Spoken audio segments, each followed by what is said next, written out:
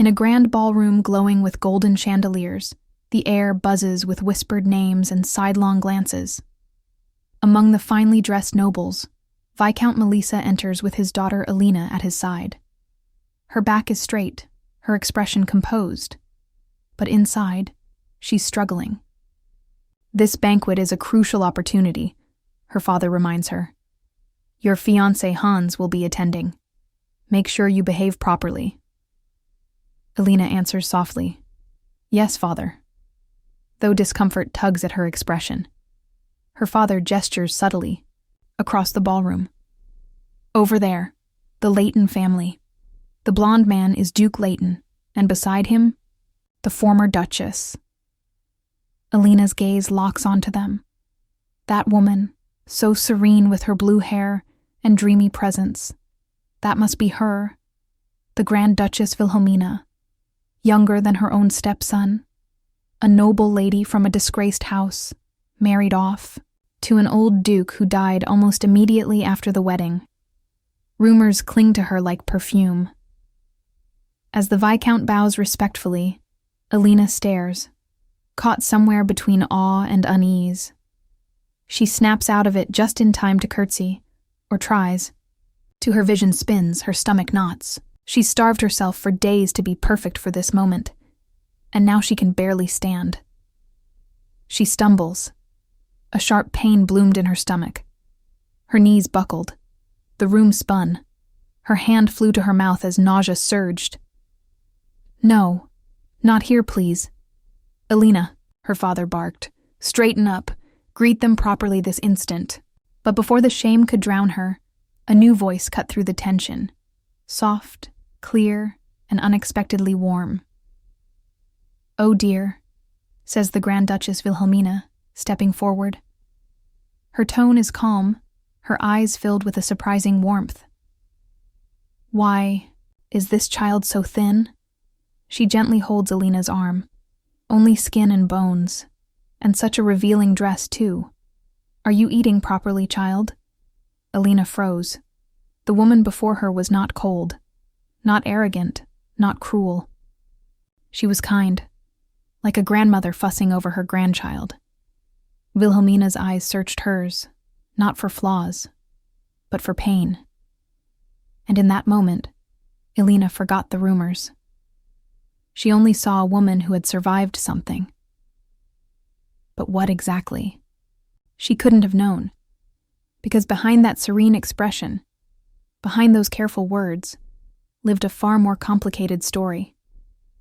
Long before this night, before the gowns and titles, Wilhelmina had been just another tired woman in a world that didn't want her. Once she was a noble daughter, from a family drowning in debt. With no options left, she had thrown herself into work, surrounded by paperwork, scraping coin after coin just to survive. Exhaustion followed her like a shadow, and then something strange happened, a memory, a flash, a name. Kim Hannah. She remembered her past life as a modern-day academy instructor, a woman who died at 30, no fanfare, no legacy, just gone, reincarnation, possession. She didn't know. All she knew was, in this new life she would not live as powerlessly as before. But fate could only laugh at her efforts. Her family's debts caught up with her. She was sold, like livestock, and found herself in a slave cellar. In this world, even the concept of human rights was vague. There was no escape, no say. Then came the day the doors to the slave cellar creaked open. A nobleman stepped. Inside, looked her over and said, "She's decent. Take that one." She became the 5th bride of an old duke, a man who had already buried 4 wives. On the ride to her new husband's estate, Wilhelmina stared out the window. The man she was to marry was the head of the greatest family in the West. Was this to be her life? A gilded prison of violence and silence? But she never even made it to the altar. At the gates, the butler bowed and spoke words that turned everything upside down. "The master has passed. A heart attack. Just yesterday. And just like that, she became a widow, before she even became a bride. No ceremony, no title, just silence. The Leighton household, now leaderless, was thrown into chaos. And Wilhelmina? She was quietly tucked away, like an afterthought. A stranger in a stranger's home. 2 months passed. In a modest chamber far from the main estate, Wilhelmina now lived with a small staff, mostly those too low-ranking to be reassigned. Her maid, Anna, had grown fond of her. "Do you have any business at the main house today, madam?" she asked one morning. "No," Wilhelmina replied. "Last week was the accession ceremony. I've kept busy enough." Anna hesitated, then added, "There's the year-end banquet. They say someone from the imperial family will be attending." Wilhelmina looked out the window. "Not that it has anything to do with me," she murmured, though something in her expression shifted as she worried about her future. Will they kick her out? I mean, probably right, she thought. Where will I go? What will I do? They will surely give me some farewell money. Right? Wilhelmina worries. Later, a knock at the door interrupted her thoughts. "The Duchess has requested to see you," said the butler. Wilhelmina stilled. Helena, the wife of her stepson, the real lady of the house. She also asks that you mind. "Your speech," the butler continued. "The madam is strict with hierarchy. You are her superior in rank, and she expects to be addressed as your daughter-in-law." Wilhelmina nodded. "I see. Understood." As she followed the butler down the long hallways of the main estate, she wondered, what kind of woman insists on calling someone younger than herself mother? When the doors opened, Wilhelmina stepped inside, and there stood Helena Theon Leighton, regal, flawless, every inch placed like it belonged nowhere else. Her gaze was sharp, her voice calm. "Welcome," she said. And with a cold, unwavering gaze, she says the word that confirms everything. Mother. No one wanted Wilhelmina. Not the family, not the staff, and certainly not her stepson's elegant wife, Helene. And yet, when Wilhelmina stepped into the drawing room of House Leighton, she was met with a greeting far more composed than expected. "Welcome, Mother," Helene said with a graceful bow, her voice smooth, her eyes unreadable. Wilhelmina blinked, momentarily taken aback. Why am I not uncomfortable around her? She wondered. How strange. She answered gently, "I can only apologize for the delayed contact." Helene offered her a seat, ever the picture of aristocratic perfection. Wilhelmina sat down slowly, glancing at the young maid moving to serve them, acting like a mother-in-law out of nowhere. What a life I have, she mused. A soft, wry thought behind her calm expression. She turned her gaze to Helene, studying her carefully. Helen Theon Leighton, a member of the imperial bloodline, the mistress of House Leighton. Even among nobles, Helene was renowned, the embodiment of high society's ideals. "Have you been well?" Helene asked, her face perfectly composed. Wilhelmina returned the question with a faint smile. "What about you, Helene?" "As always, I've been busy," came the effortless reply. "So busy you couldn't call me once?" Wilhelmina thought, but brushed the bitterness aside. I shouldn't take it personally. Then came the reason for this sudden civility.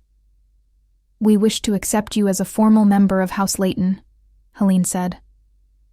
Wilhelmina's heart skipped. "What?" The word escaped before she could stop it. "What's going on? I thought they'd throw me out," she thought, trying to recover her composure. Helene continued, explaining that Wilhelmina was to join them at the year-end and New Year's banquets, events of enormous importance, even to someone like Wilhelmina, who had never set foot in such elite circles. So why this sudden shift? As Helene spoke, Wilhelmina quietly analyzed every word, every gesture. This isn't pity. They wouldn't do this for sentiment. And then it clicked. What if this wasn't entirely their decision? She thought back to the Duchess, a woman obsessed with hierarchy and pride. Wilhelmina, a fallen noblewoman and the fifth wife of a now-dead duke, should never outrank someone like Helene. Unless... The only one who could force their hand, she said aloud, her voice calm, is His Majesty the Emperor. Helene flinched. Her teacup hit the saucer with a soft clink. Got it. The pieces slid into place in Wilhelmina's mind. The new emperor, Helene's half-brother, a child of the second empress, had only recently taken the throne. He favored the Eastern faction. House Leighton, on the other hand, was the cornerstone of the Western nobility, political enemies. But House Leighton was powerful. Too powerful to confront directly, unless they slipped. And the sudden, suspicious death of the brutal former duke, who had already buried 4 wives before Wilhelmina, had created just such a crack. If they discarded her now, the empire could intervene. Cast her out, and they risked scandal. Keep her close, and they silenced any excuse for imperial interference. So I'm not here because they want me, Wilhelmina realized. I'm here because they're afraid of what will happen if I leave. She lifted her teacup, smiled sweetly, and met Helene's eyes with new clarity. How interesting, she thought. And Helene, for once, looked truly unnerved. What would Wilhelmina say next? She didn't need to speak. She'd already started pulling the strings. The silence is delicate, almost fragile, like the steam curling from the teacups between them. But behind Wilhelmina's calm eyes, thoughts flicker. So this is what they call political strife. Helen's posture is stiff. Her fingers fidget. Her smile feels practiced. She's watching Wilhelmina, but it's clear she didn't expect this. Then, Wilhelmina speaks. Her voice is gentle, confident. Life in the annex is comfortable, she says. I don't expect there will be any problems in the future. A pause, then a request, perfectly timed. I'll attend the banquet. But I lack many things. I hope you can help me. Her gaze stays steady. Helen nods automatically, caught off guard. Inside, Wilhelmina is still calculating. I have no dress. No accessories, she thinks. I may know nothing about banquets, but I understand enough to not show up in pajamas. Then she turns to Helen with perfect calm. Buy me some. The boldness in her tone makes Helen blink, but she simply nods. Do you need anything else? Wilhelmina tilts her head thoughtfully. I heard winters are cold in the west. Some outerwear would be nice. Helen stands up, ready to summon a tailor, but Wilhelmina lifts a hand, sharp and sudden.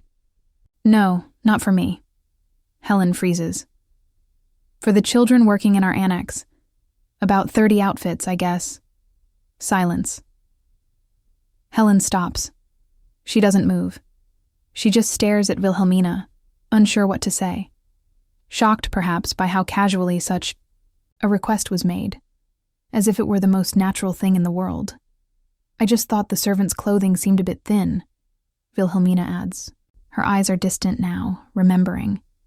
It's obvious whose idea it was to make the maids wear such tight-fitting tops, letting them suffer quietly. But now, things are different. That should be enough, she concludes softly. Helen stares.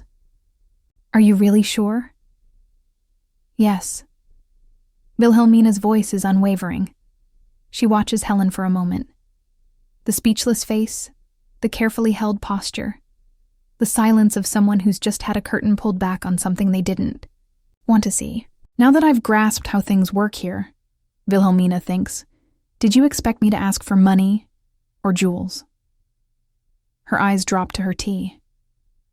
Greed only leads to trouble. Even if the tables have turned for now, I'm still an ignorant outsider in this duchy. If I act recklessly, they'll reduce me to a figurehead. No. Take just enough when a duchy offers kindness. That's a phrase I should live by from now on. She stands up. Then I'll be going back. I have a morning appointment. She walks toward the door, steps measured, purposeful. It's about time for the laundry kids to arrive. This world even has magic, she muses. But they can't make a washing machine. And then she turns. Helen flinches, surprised. I think you're an amazing daughter-in-law, Wilhelmina says softly. Helen's eyes widen. That, she whispers, then stiffens. What do you mean by that? Her tone is sharp now, suspicious. It's not just empty words, Wilhelmina replies. She bows slightly. It's a genuine compliment. She exits, and Helen is left standing in the room, her thoughts louder than the silence. She walks to the window, looks out. Wilhelmina's words echo in her head. She's kinder than she looks. The servants said she memorized all their names within 2 days, that she cares deeply for them. But Helen's brow furrows. Is she really just kind? She clenches the curtain. No, that can't be. She saw right through me. She grasped Ethan's situation, the political climate. All in just one meeting. Her status may be low, but her insight, it's terrifying. Didn't she study political science at the academy? Someone who understands politics can't be purely good. Helen considers sending someone to watch Wilhelmina, a butler from the imperial palace, someone fair, kind, but not the type to deal with someone like her. She sighs. Outside, her children are already playing. Why are they out so early? She wonders. The meeting was scheduled for later. She makes a mental note to remind the nanny to stay punctual. From the window, she watches one of her children pick flowers. I want to see Mother quickly, the little voice says. Will she be happy if I bring her flowers? Helen closes the curtain, slowly. Her mind won't stop spinning. She said, I'm an amazing daughter-in-law. When did she even observe me enough to say that? Those eyes. Helen swallows. She's younger than me. Yet, it's like she can see straight into my heart. And, finally, as she turns away from the window, one final thought settles like a shadow across her chest. Unpleasant. How very unpleasant. We're no longer in the present. This is Wilhelmina's past life. Do you understand, teacher? Regression, possession, and reincarnation, says a young girl, holding up a book titled Reincarnated as the Imperial Daughter-in-Law. It's important, so remember it. Kim Hana, still her former self, listens quietly. Oh yes, she replies. One of the fundamentals of web novels, the girl explains with enthusiasm. Regression is going back to a point in time. Possession is taking over someone else's body. Reincarnation means being reborn completely. But all three involve keeping past memories. Thanks to that friend who lectured me for 30 straight minutes, Wilhelmina thinks to herself. It actually helped when I was reincarnated as Wilhelmina. But it wasn't enough.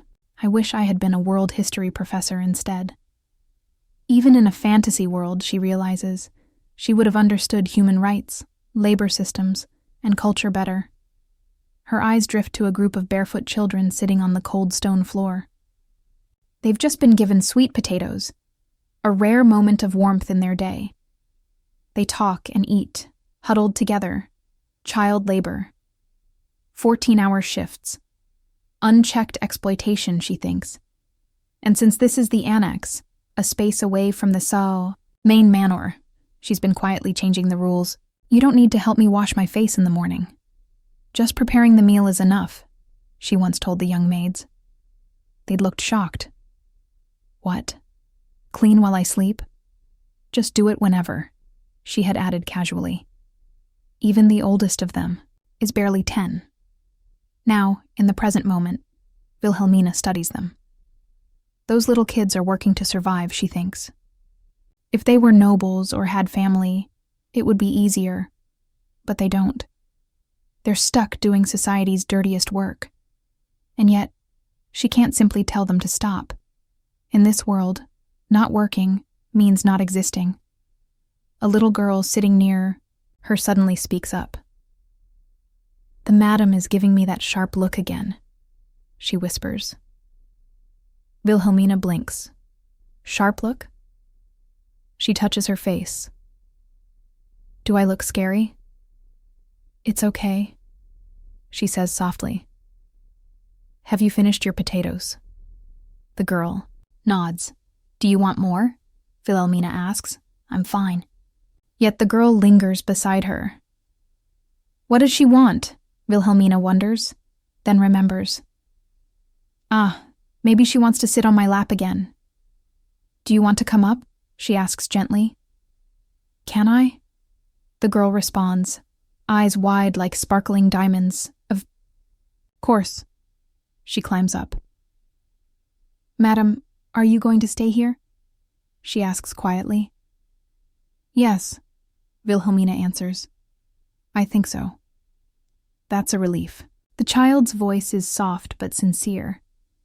So they thought I was leaving next. Considering all the rumors, I can't blame them, Wilhelmina reflects. But I am grateful. What are you working on today? She asks. We're going to the garden to pull weeds. Autumn weeds are really tough, so I have to use a lot of strength. But Johann helps. He's good at it. Johann? Wilhelmina repeats. That name... I don't know it. I thought I'd memorized all the servants. He's an errand boy. The girl explains shyly. The gardener hired him sometimes. He usually works for daily wages. But now there's not much work, so we asked him to help us. At first he said no. Why? He's scared of nobles, she whispers. He thinks they'll beat him if he makes a mistake. His last master did that. We told him you're not like that, but he's seen too much. Johann has no parents. He lives with his little sister. She's too young to work, so Johann does everything. But lately, they've had nothing. He said they've been eating tree bark porridge. Wilhelmina listens in silence, the weight of the child's words sinking in. Is everyone close with Johann? She asks everyone. Yes, the kids nod. He's strong and smart. He always helps, even when it's not his job. This boy, Johann, he's clearly well liked, Wilhelmina muses. Are you sure he's good at his work? She asks. Yes. Maybe I should meet him, she thinks.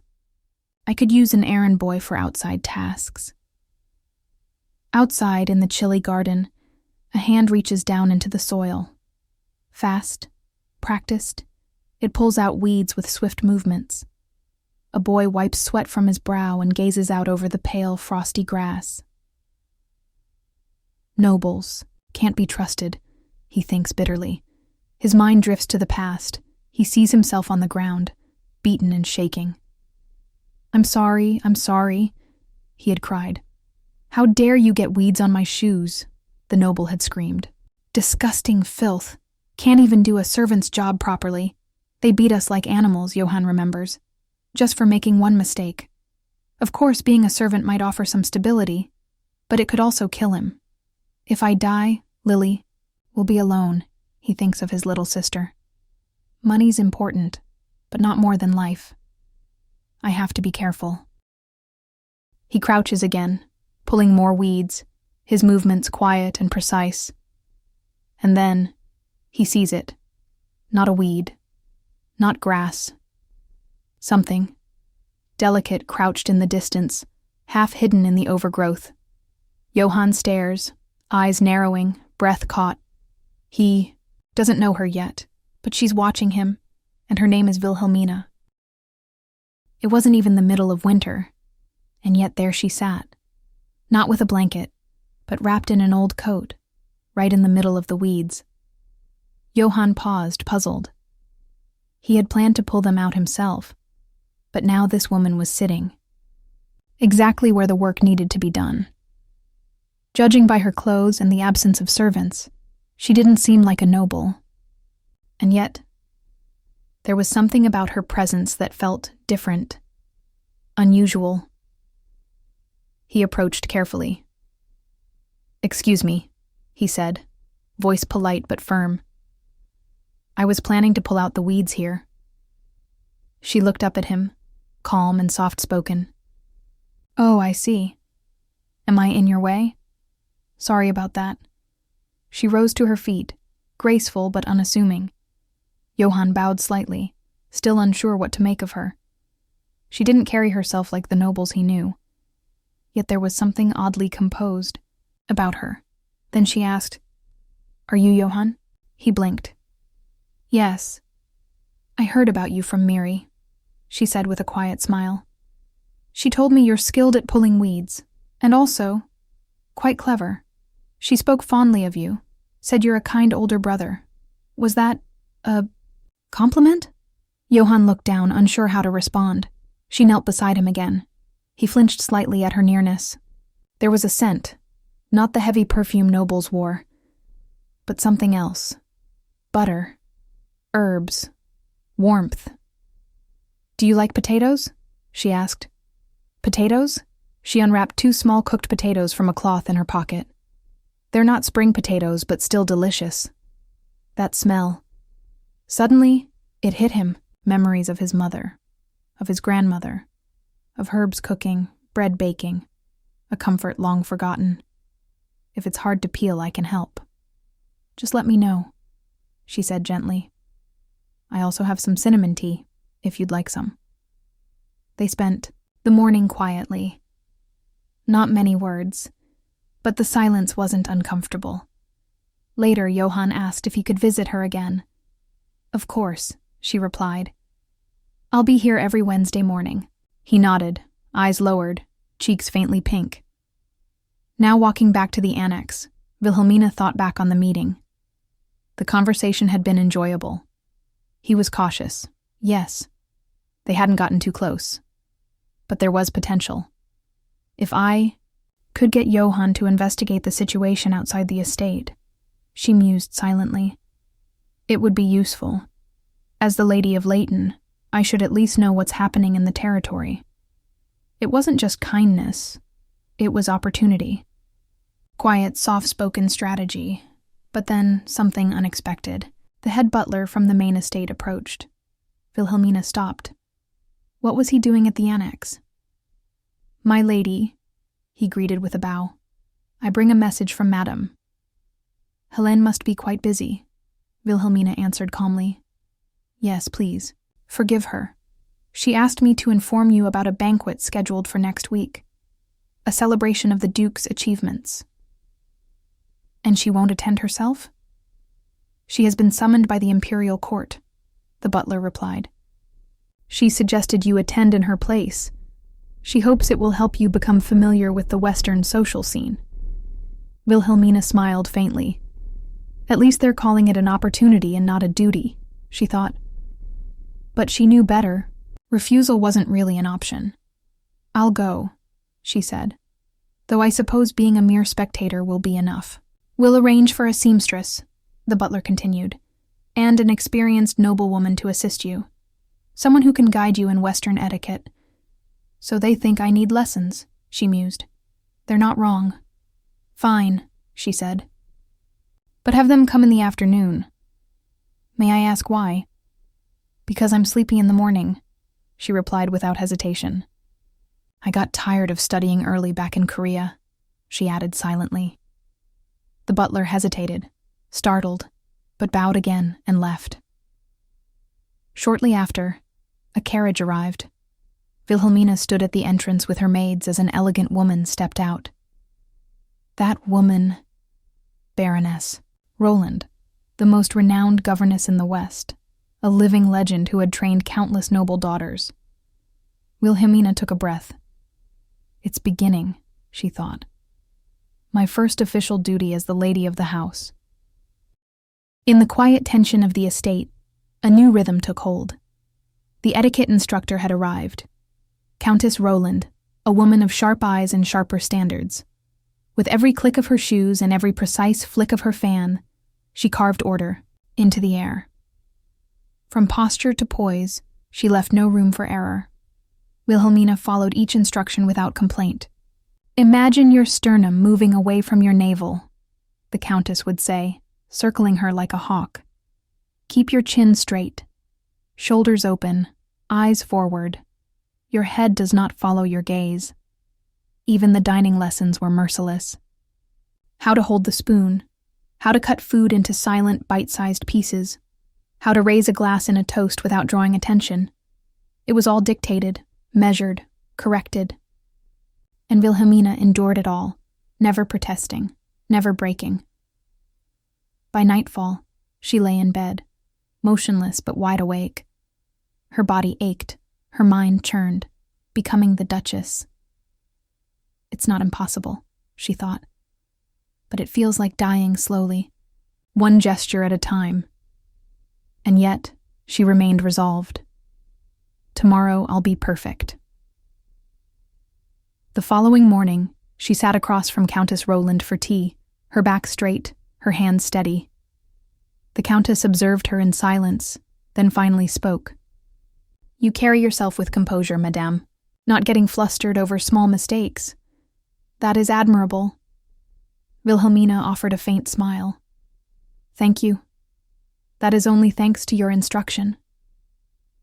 There is still room for improvement, the Countess replied. But you won't need to dance at your banquets.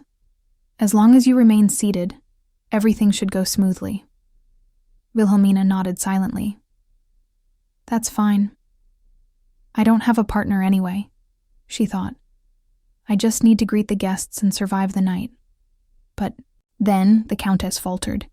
Her voice wavered, and she brought a handkerchief to her lips, coughing. Her skin had gone pale. Still, she pressed on, trying to explain the etiquette expected of a lady during another's debut. Wilhelmina rose quietly. Wouldn't it be better to sit down? She asked gently. The Countess hesitated, surprised, but allowed herself to be guided to the couch. As she sat, Wilhelmina knelt beside her and placed a cloth-wrapped object in her hands. What is this? The Countess asked, her voice unsure. There's a warm stone inside, Wilhelmina said. Your hands are cold. It was a small thing, humble even. But it caught the Countess completely off guard. Wilhelmina remained composed. I made these for the servants during the cold season. Their hands would ache from the water. One by one, I stitched them. The Countess stared at her, puzzled. You made them for the servants? Yes, Wilhelmina said simply. It wasn't a difficult task. She didn't mention the past life where she'd mended clothes, embroidered names, and worked quietly in the background. Still holding the stone, the Countess finally exhaled. You're quite skilled with your hands. Not everyone uses their refinement for others, let alone for servants. They sat for a moment longer, the warm tea between them. The Countess took a sip. Is this ginger? She asked. It is. It helps in the cold. Please drink it before it cools.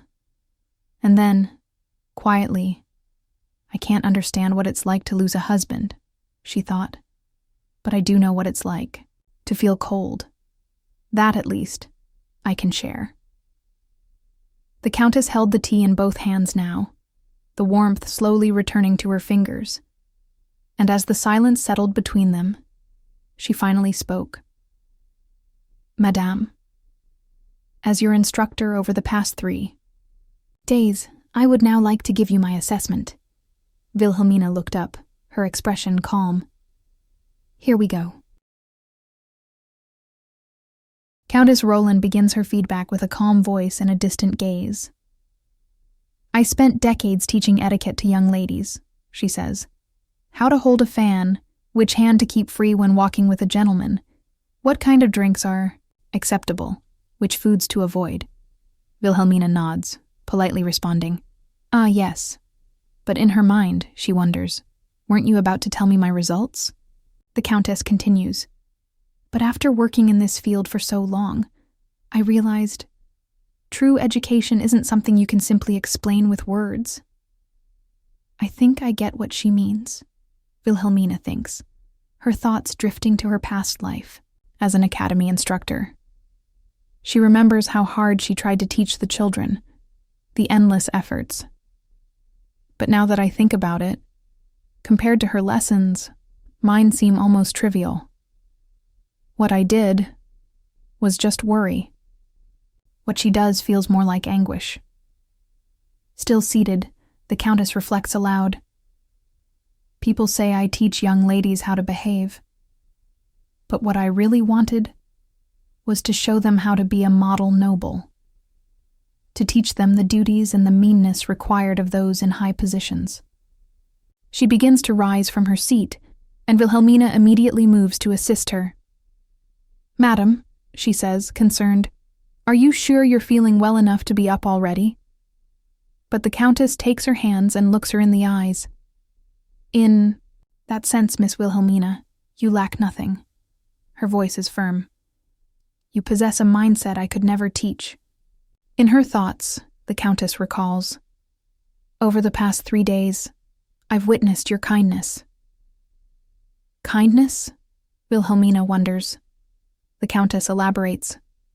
Every time I see you being attended to, the expressions on your maids' faces, when I scold you, the anxious gazes of your attendants, peeking nervously through the door.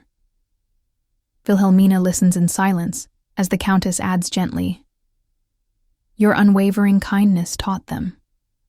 As the lady of the house, you possess the most important virtue. Thus, this concludes your education. When etiquette comes from the heart, you can withstand any hardship. Later, alone, Wilhelmina stands before a mirror, preparing for the upcoming banquet. Her thoughts shift to the guest list. Only 40 nobles are attending the Marquis's banquet, she notes. Considering his status, that's shockingly small. The Western Marquis holds a lineage just as distinguished as a duke's, a noble, warrior house, revered by swordsmen.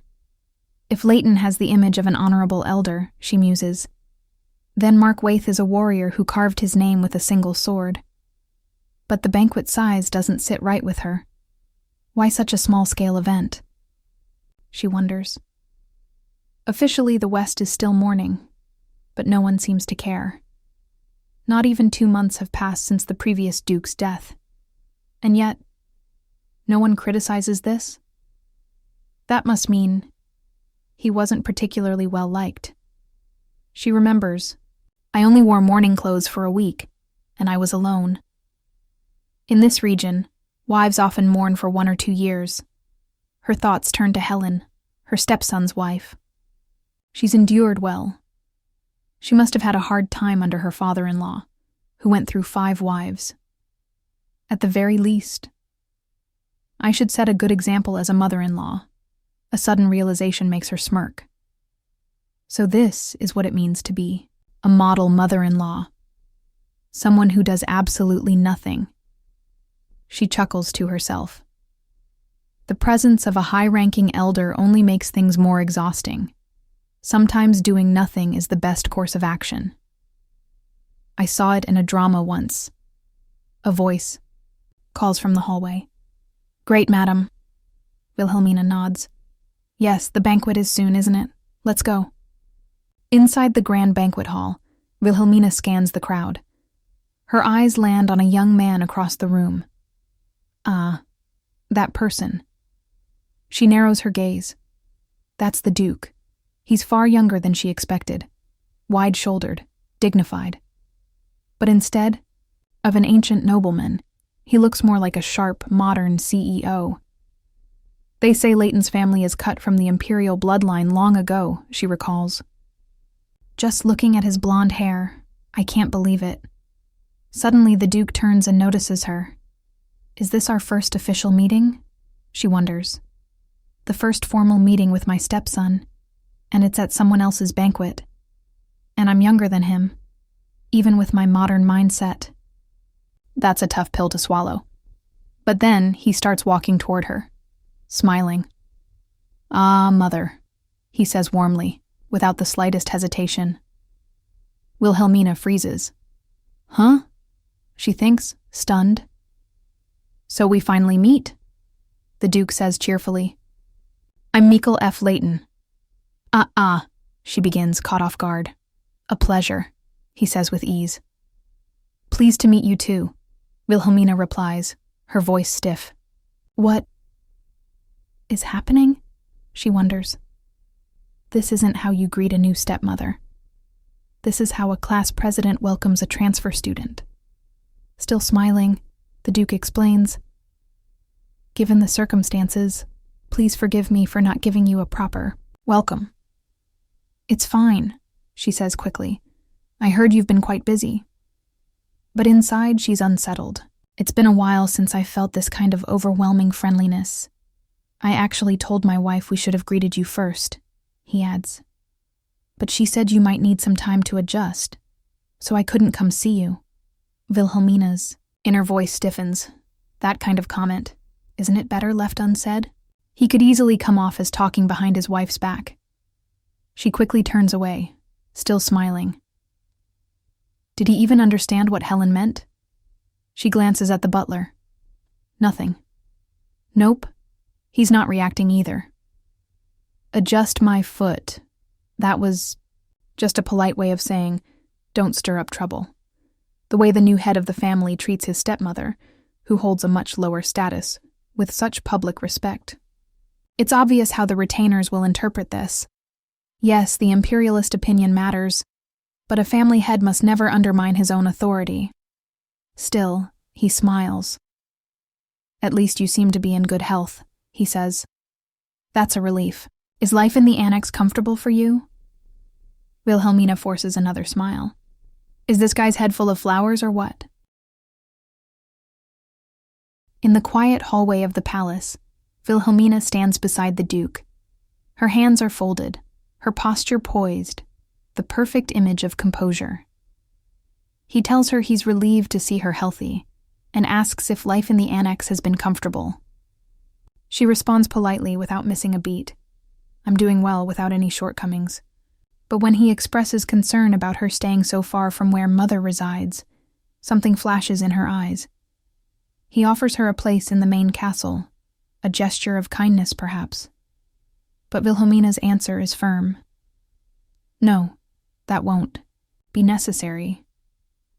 Not a chance, she thinks to herself, her expression calm, but her thoughts sharp. The idea of living under the same roof as Helene is unbearable. The new mother-in-law living right above her stepson's family, it's a walking disaster. The ultimate in-law conflict just waiting to explode. Still, she plays her part.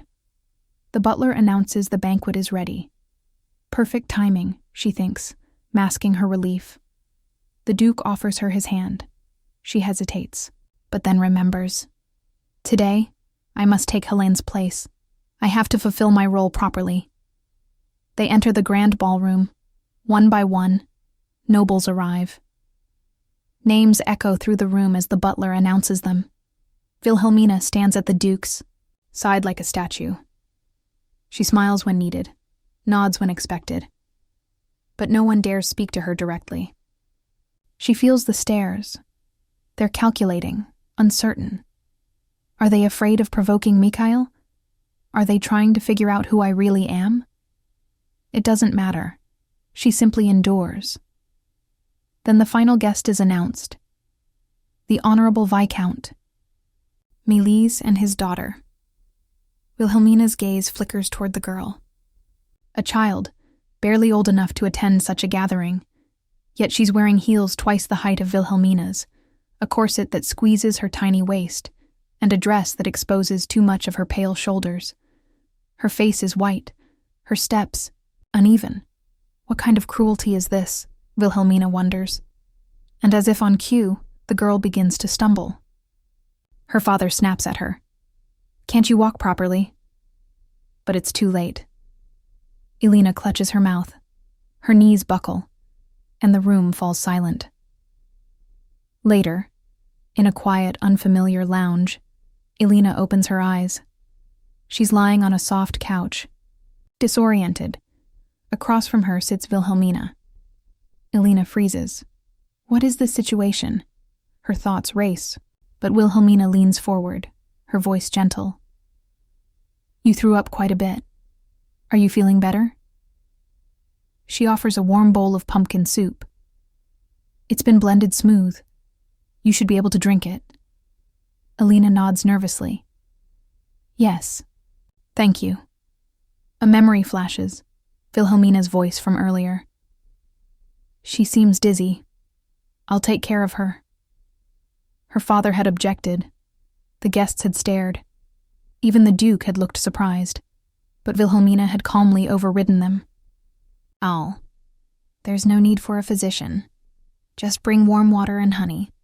Physicians are nobles too, she had thought, and no one wants to vomit in front of them. Now, here in this quiet room, Wilhelmina watches Elina carefully.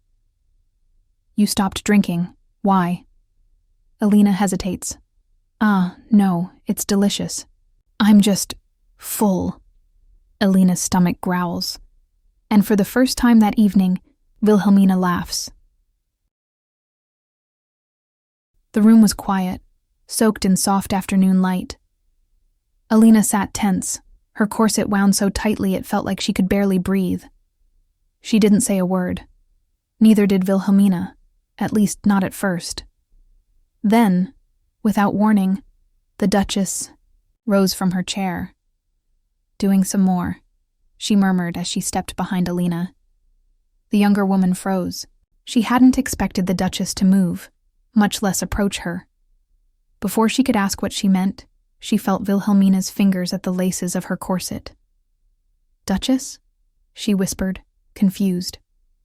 Stay still for a moment, Wilhelmina said calmly. Elina's heart raced. What was happening? Why was this noble woman loosening her corset? Was this some odd hobby? A strange show of intimacy?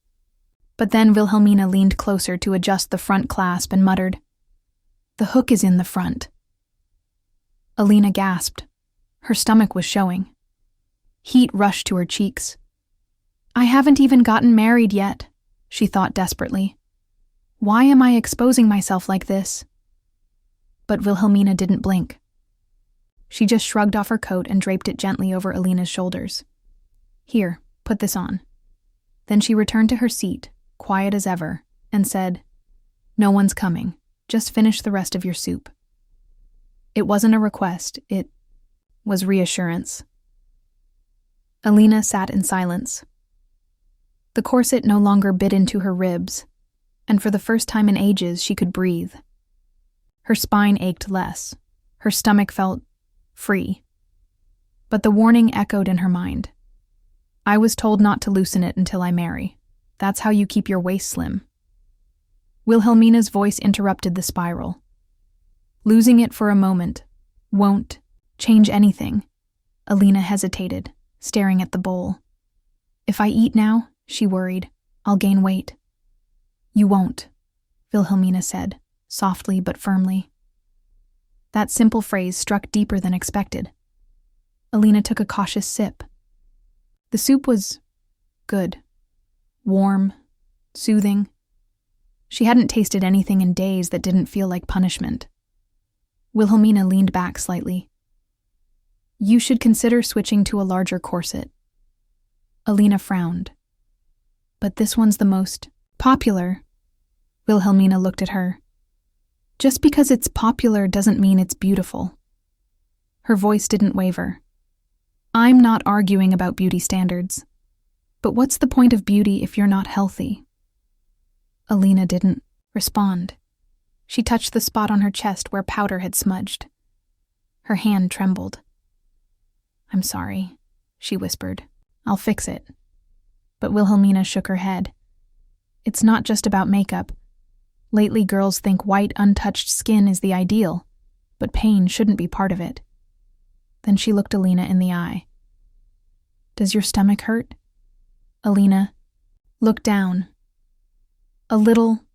Wilhelmina didn't flinch. Wearing corsets like that every day, I'm guessing you've got constipation too. Alina's face turned red. Duchess? What?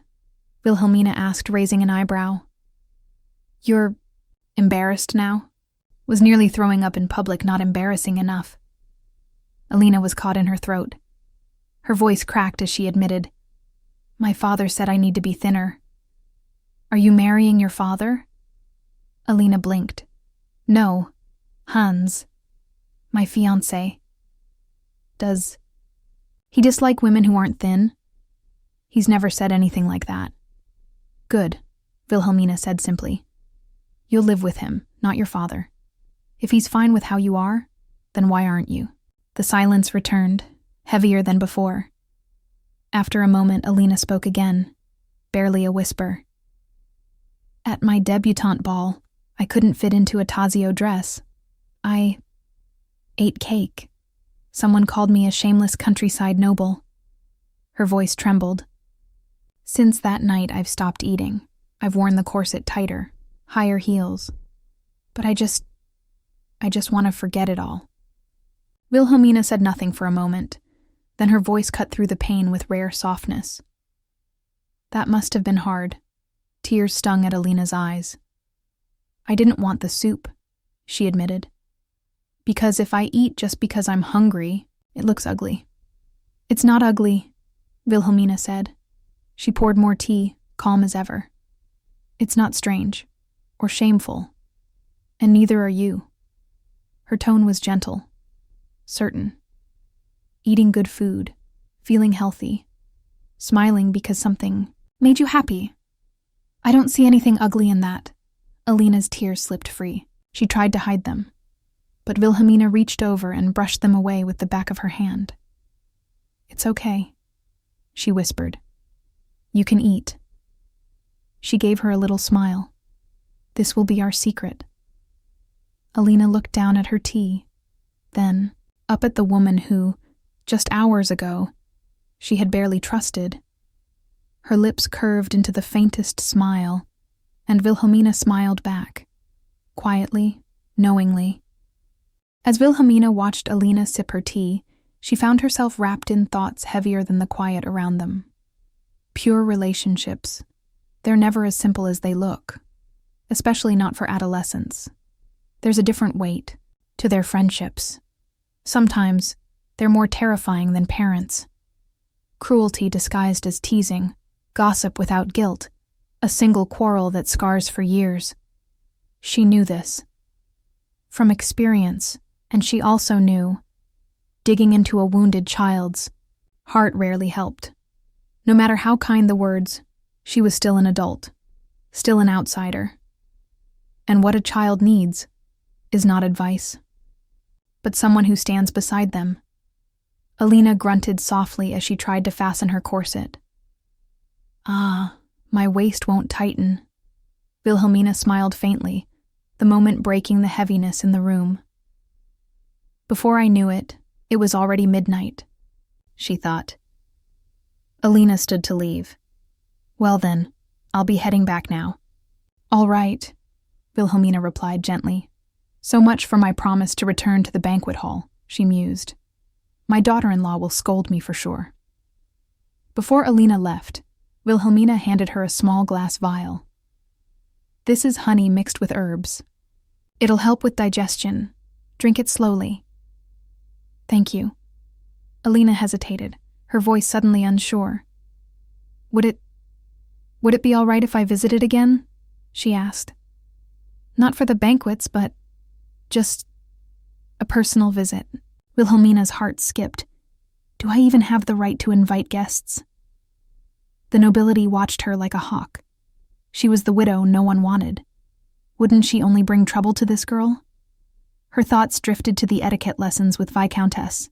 Roland, You must host gatherings, the Viscountess had said sternly. Tea circles, book clubs, anything. It's not about books. It's about building alliances.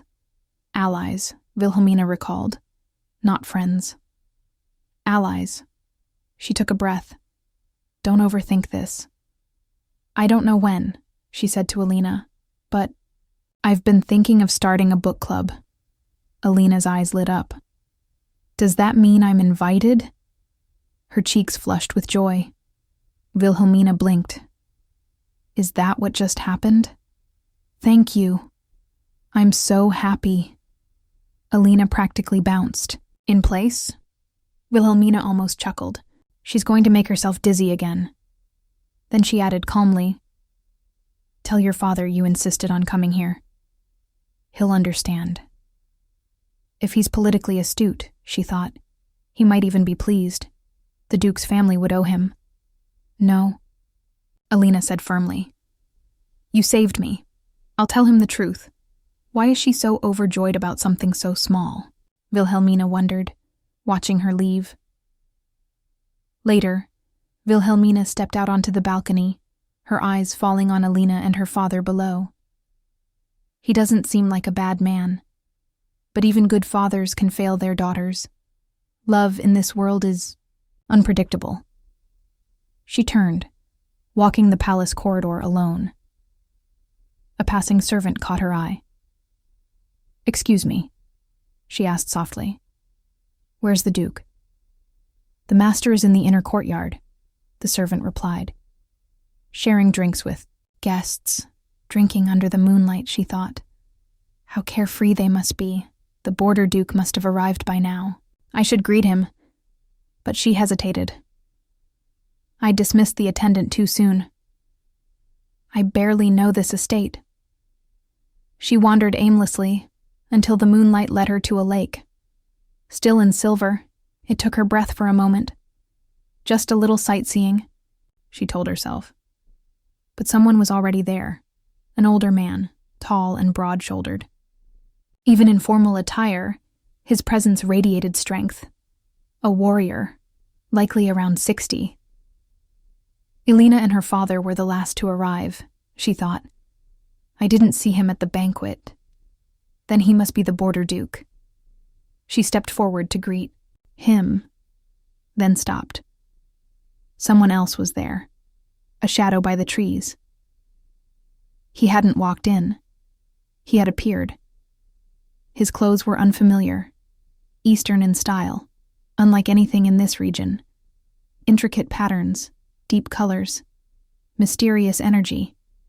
Who is he? A companion of the border Duke, a stranger in the shadows. Wilhelmina didn't know, but she would. Soon. Wilhelmina hadn't come to the garden to hide, and certainly not to eavesdrop, but here she was, crouched behind a bush, holding her breath. It wasn't entirely her fault. The voices had simply appeared. Two men, deep in conversation, unaware of their unintended audience. The older man's voice carried a certain ease, like someone used to getting answers simply by asking the right way. Are you certain you don't want to meet? You were looking forward to it so much. The reply came from the shadows, distant, guarded. It's fine. Now is not the time. Wilhelmina shifted slightly, eyes narrowing. She leaned in, just a little. The older man pressed further, patient, but probing. Then when will it be? Surely this isn't still about that poetry book, is it? The younger man gave a flat, no, it's not, but the older one wasn't convinced. He let out a breath and muttered something that sounded far too relatable for a nobleman built like a wall. Honestly, the scariest people are the ones obsessed with a single thing, like that damn poetry book. I even bought a copy and read it, the older man added, sounding mildly offended by the memory. But really, it reads like it was written by someone completely clueless about love. Wilhelmina peeked through the leaves. For men who looked like they could bench press horses, they were having a surprisingly fragile conversation. But still, she couldn't stay here. I need to speak with the Margrave myself. This is a bit of a problem. The older man tried again to steer the conversation forward. This whole mess started because... But he was cut off, swiftly and firmly. I told you, I don't want to uphold things that way. A wall had been put up. Their tone shifted, quieter now, but heavier. This isn't good, Wilhelmina thought. I should step away until the conversation ends. She began to retreat, 1 foot back. Careful, quiet. And then, crack. A snapped twig underfoot, sharp and clear. Damn it. Both men turned sharply. The older one stepped toward the hedge. Wilhelmina emerged, half smiling, trying to look like someone who absolutely had not been crouching behind a bush for the last 5 minutes. The man stared, stunned for a second, then smoothed his expression with impressive speed. He gave a formal bow. Ah, it's the Duchess. A pleasure.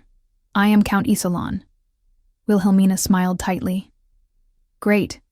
I ended up interrupting them unintentionally.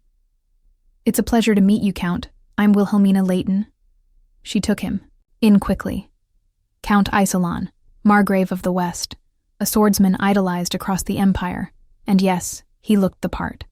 Strong, composed, effortlessly noble.